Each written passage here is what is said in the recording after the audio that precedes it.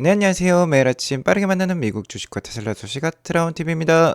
오늘 테슬라는 4% 이상의 좋은 상승을 보여주었습니다. 아무래도 오늘 증시의 가장 큰 이슈는 3월 FOMC 결과였는데요. FOMC 결과가 어쨌든 시장이 우호적이었기 때문에 테슬라도 잘 올랐다라고 볼 수 있겠습니다. FOMC 결과에 대해서 알려드리도록 하겠고요.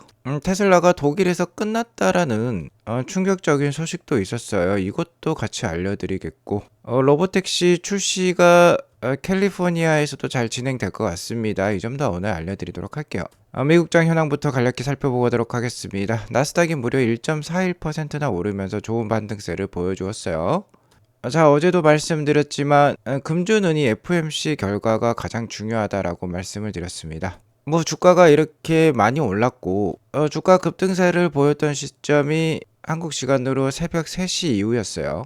즉 그러니까 FOMC 결과 그리고 연준 파월 의장의 기자회견이 시작되면서 주가가 더욱더 급등했다라는 것을 확인해 볼 수 있는데요. 일단 미 연준은 이번 3월 FOMC 회의에서 금리를 동결했습니다. 현재 미국 연준의 기준금리는 4.5%인데요. 지난해 9월부터 세 차례 연속 금리 인하를 시행을 했었죠. 하지만 이번에 두 달 연속 금리를 동결했습니다. 최근에 CPI나 PPI 지수 모두 좀 낮게 나왔죠. 트럼프 행정부의 급진적인 관세 정책이 이어지고 있지만 그럼에도 불구하고 물가는 어느 정도 잘 유지가 되는 모습이었어요. 하지만 아직까지는 이 관세 정책에 따른 그 영향력이 좀 불확실하기 때문에 아직까지는 좀 지켜보는 것 같습니다. 하지만 파월 연준 의장은 관세로 인한 인플레이션은 여전히 일시적일 것으로 생각을 하고 있어요. 특히 장기 인플레이션 기대치는 아직까지 변함없이 잘 고정되고 있다고 합니다. 관세에 따른 인플레이션이 심각하게 재발할 우려는 없다라고 보고 있고요. 다만 트럼프 행정부의 급진적인 관세 정책과 함께 일론 머스크가 수장으로 있는 도지 역시 임기 초반에 강력한 긴축 정책을 밀어붙이고 있습니다. 자, 이에 따라서 올해 경제 성장률이 1.7%에 그칠 것으로 예상을 하고 있는데요. 지난해 12월 전망보다 0.4%포인트 낮아진 수치예요. 역시나 이렇게 되면 올해는 당연히 기준금리 인하가 있을 수밖에 없겠습니다. 이번 FOMC 회의에서 미 연준이 제시한 점도표에 따르면 이 점도표의 중앙값이 3.9% 정도를 보여주고 있어요. 현재 금리가 4.5%대이니까 두 차례 정도 기준금리를 인하할 수 있다는 뜻이 되겠죠. 자, 이는 3개월 전 예측치와 동일합니다.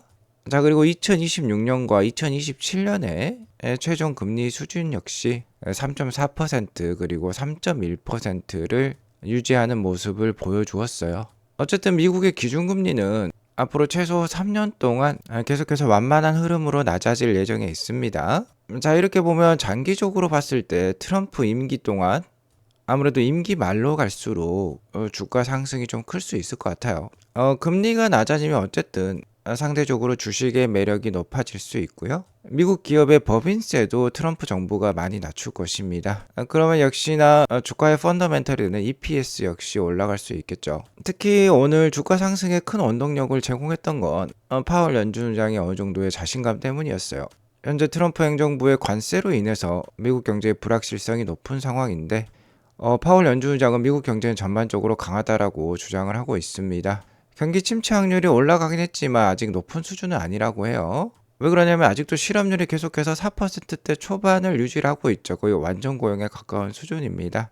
자, 그리고 인플레이션 역시 2%대 후반을 계속 유지를 하고 있죠. 그다지 높은 수준이 아니라는 거예요. 관세 영향으로 인해서 일부 상품에는 어느 정도 인플레이션이 보이고 있지만 가장 고질적인 문제거리가 역시나 주택 가격, 주택 인플레이션이었는데 이게 빠르게 둔화하고 있다라고 합니다. 자, 그러니까 스태그플레이션 가능성은 없다라는 거예요. 자, 스태그플레이션이 있었던 1970년대를 보면 폴 볼커 그 당시 연준의장이 미국의 기준금리를 12.5%까지 올렸다가 다시 한번 거의 20%까지도 상승을 시켰었습니다. 자, 이런 식의 시나리오는 파월 연준의장은 가지고 있지 않다라는 것이죠. 자, 그러니까 올해 충분히 금리 인하를 할 수 있다라는 확신을 심어줬다라고 볼 수 있겠어요. 자, 이에 따라서 올해 기준금리 예상치도 올라갔습니다. 어제는 미 연준의 이 기준금리 인하가 2차례까지밖에 예상이 되지 않았는데 오히려 3차례까지 그 가능성을 시장은 보고 있어요. 어제는 6월달 인하 확률이 60%대였다면 지금 70%까지도 올라간 상황입니다. 아무튼 오늘의 반등을 보면 한 다음 달 그러니까 4월달이 되면 어느 정도 트럼프 정부의 관세 정책 역시 그 불확실성이 많이 제거가 되면서 2분기에는 그래도 어느 정도 반등세를 보이지 않을까라고 예상이 들고요. 자, 이러한 금리 변동에 가장 민감한 기업 중에 하나가 테슬라라고 볼 수 있겠는데 역시나 오늘 가장 많이 좀 상승을 했습니다. 4.68% 올랐어요.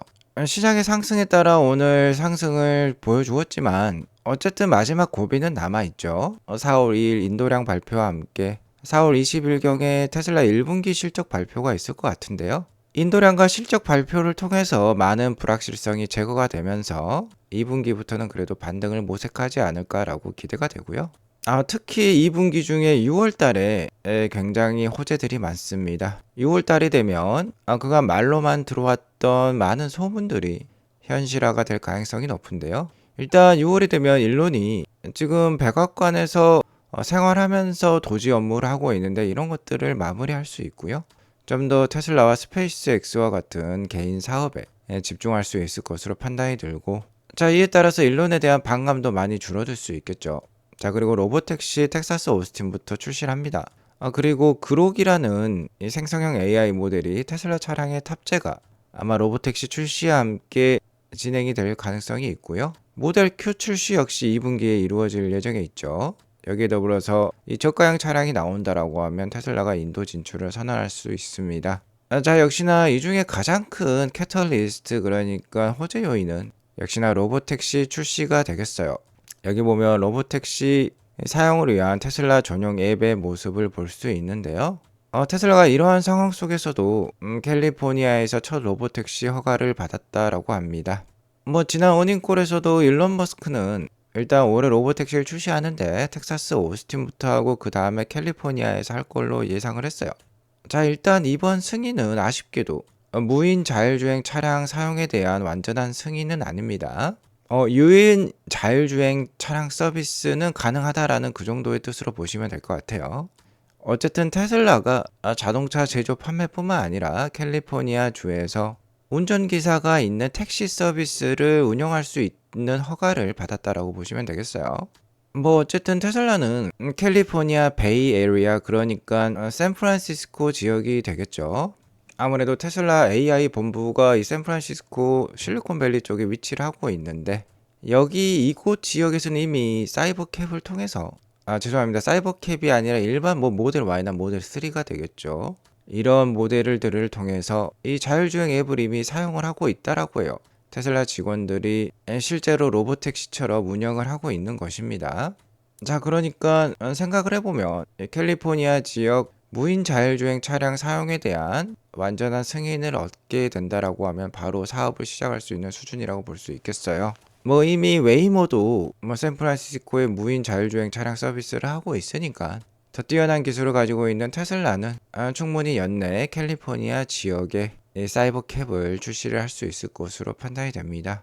자, 그리고 텍사스 오스틴 지역은 특별히 승인을 받을 필요가 없어요. 이미 텍사스 오스틴 지역은 자율주행 택시 사업이 가능한 곳입니다. 자, 그러니까 올 여름 6월 정도를 예정을 하고 있는데 이는 테슬라가 지킬 가능성이 높아 보여요. 6월에 텍사스 오스틴부터 출시를 한다라고 하면은 캘리포니아로 그 출시 시기가 넘어가고 올해 연말이 되면 다른 주에서도 테슬라의 로보택시 앱을 사용을 해볼 수 있을 것 같습니다. 제가 어제 방송에서 테슬라 주가가 225불까지도 떨어졌었죠. 이 테슬라 엔지니어링 부사장 라스 모라비에 따르면 이 사이버캡 생산 설비들은 이미 기가 텍사스에 위치를 하고 있고 프로토타입 생산은 올 여름부터 진행이 된다라고 합니다. 대량 양산을 준비를 하는 것이죠. 그리고 대량 양산은 내년 초에 바로 시작을 한다라고 해요. 거의 고지가 눈앞에 당도했습니다. 하지만 테슬라 주가가 200불대 초반이라고 하면 최고의 매수 찬스가 저는 지속되고 있다라고 판단이 들어요. 자, 이제 올해 연말이 되면 테슬라에 대한 센티먼트가 많이 바뀔 것입니다. 현재는 아직까지 EV 제조 회사로 많은 기관들이 인식을 하고 있어요.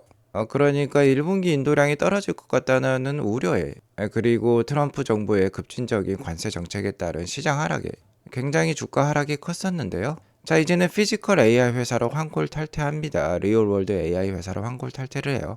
젠시상 CEO도 올해 CES 키노트에서 얘기를 했죠. 앞으로의 세상은 피지컬 AI 세상이 될 것이다 라고 공언을 했었습니다.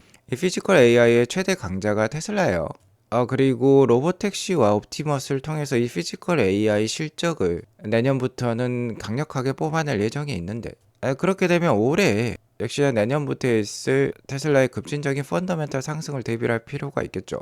자, 그러한 대세 상승 전에 이러한 하락이 2020년과 크게 닮았습니다. 2020년에도 주가가 이렇게 10배 넘게 올라가기 전에 큰 하락이 있었어요. 지금의 한 3개월간에 50%가 넘는 MDD가 이때도 나왔었습니다. 자, 주가는 주식은 모두를 신세계로 데려다 주지 않습니다.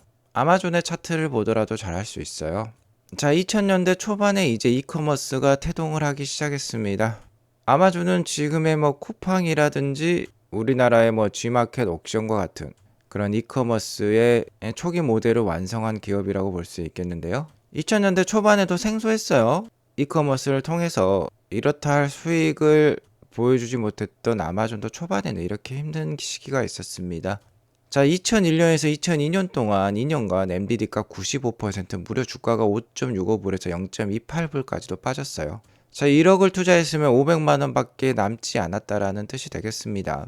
자, 이렇게 되면 대부분의 개인 투자자들은 손절하고 떠나기 마련인데요. 자, 그 이후에 주가가 어떻습니까? 0.28불에서 195불까지 올랐어요.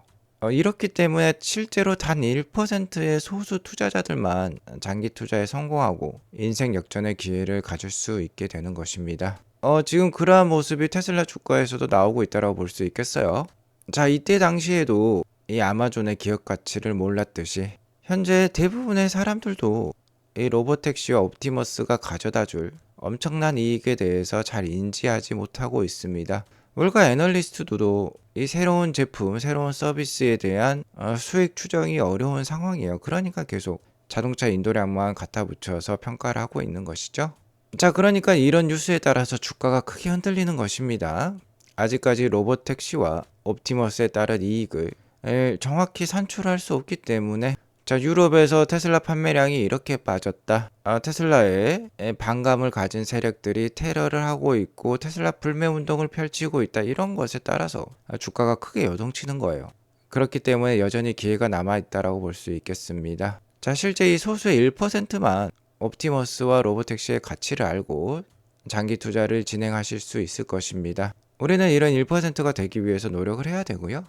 그 가능성을 올해 6월부터 연말까지 이제 우리가 지켜볼 수 있어요. 이 가능성에 눈을 뜨고 만약 이게 실제로 테슬라의 펀더멘털 이 EPS 상승에 조금이라도 반영되는 어닝콜 레포트가 나오게 되면 주가가 천정부지로 오를 것입니다. 현재는 이러한 상승 전에 최고의 매수 찬스라고 볼 수 있겠습니다. 자, 물론 이 로보택시와 옵티머스가 나온다라고 해서 급한 EPS 상승은 없어요. 천천히 올라갈 것입니다. 하지만 기대감에 따라서 또 PER 지수가 올라가게 되면 주가는 다시 한번 트럼프 당선에 따른 급등 상황을 또 재현할 수 있어요. 자, 그러니까 계속해서 2025년 연초에 주어지고 있는 기회를 잘 활용하실 필요가 있겠습니다. 그리고 이 아마존의 주가에서 보듯이 이렇게 큰 대세 상승 전에 어떻게든 개인 투자자들을 떨궈내려는 많은 미디어와 주도 세력들의 움직임이 있어요. 대표적으로 언론과 함께하는 그런 개미핥기 전술이라고 볼 수 있겠죠. 여기 보시면 테슬라 is done in Germany라는 표현이 있는데요. 독일에서 끝났다라는 뜻이 되겠습니다. 94%의 독일인이 테슬라를 사지 않을 것이다라는 뭔가 정말 과격한 제목을 달고 있는데요. 이미지마저 무섭습니다. 헤일 테슬라라고 하면서 나치식 인사를 이렇게 보태고 있는데요. 자, 실제로 이 기사에 따르면 설문조사를 한 독일인 10만 명 중에 94%가 테슬라를 사지 않겠다라고 했다라고 해요. 자, 이 기사를 쓰는 시점에는 그랬습니다.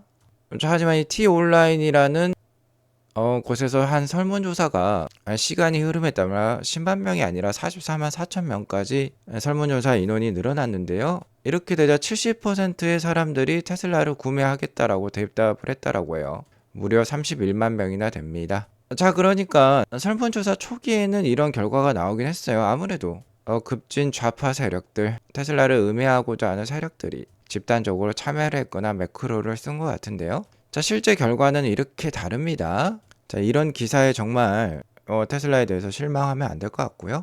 실제로 신규 모델 Y가 이제 중국에 잘 판매가 되고 있죠. 차별화된 판매량을 보이고 있어요. 독일에서도 70%가 넘는 사람들이 테슬라를 사고 싶어 하지만 중국은 정말 절대 다수인 것 같습니다. 모델 Y가 나오자 주간 판매량이 이렇게 급등세를 보여주었죠. 3월 10일부터 3월 16일까지의 이 일주일간의 테슬라 모델 Y 판매량은 9,451대였고요. 중국 내 다른 SUV, 여기 보면 BMW, 아우디까지도 있는데 이런 SUV에 비해서 월등한 판매량을 보여주었습니다. 2등이 1390대인데 모델 Y는 이것보다 거의 8배나 높은 수치예요.